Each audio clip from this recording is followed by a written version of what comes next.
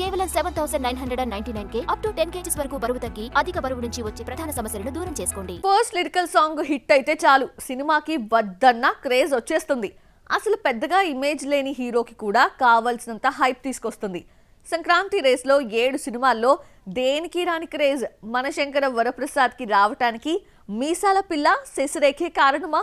Have a look.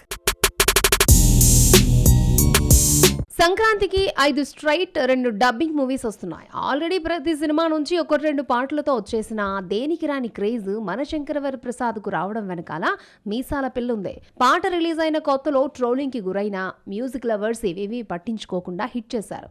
అందరికీ నచ్చడంతో 2 నెలల్లో 86 million views రాబట్టింది. ఈ మధ్య కాలంలో పెద్ది తర్వాత ఎక్కువ రిలీజ్ చేసిన పాటగా మీసాల పిల్ల రికార్డ్ క్రియేట్ చేసింది.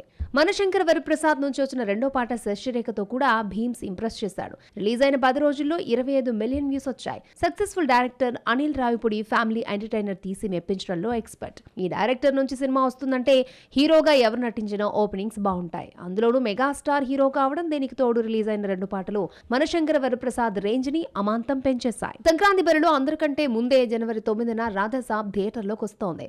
ఫస్ట్ సింగిల్ తో మ్యూజిక్ పరంగా తమన్, టేకింగ్ పరంగా మారుతి విసిగించిన రెండో పాట సహానాతో డార్లింగ్ ఫ్యాన్స్ ఊపిరి పీల్చుకున్నారు. వింటేజ్ లుక్ తో ప్రభాస్ ఆకట్టుకున్నాడు. ఎవరూ ఊహించని విధంగా నవీన్ పోలిశెట్టి మాస్ బీట్ తో వచ్చాడు. జనవరి 14న రిలీజ్ అవుతున్న అనగనగా ఒక రాజు నుంచి వచ్చిన ఫస్ట్ సింగిల్ భీమవరం బాలమ 2 వారాల్లో 18 మిలియన్ వ్యూస్ రాబట్టింది. టీజర్ ట్రైలర్ తో నవ్విస్తేనే సినిమాకు హైప్ వస్తుంది.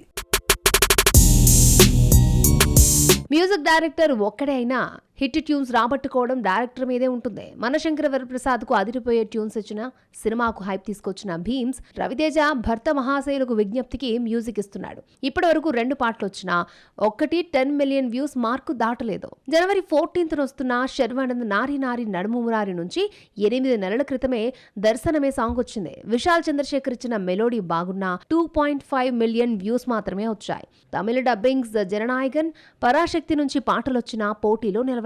ఇలా పండక్కి ఎన్ని సినిమాలు వస్తున్నా మీసాల పిల్ల శశిరేఖకు పోటీని ఇవ్వలేకపోతున్నాయి.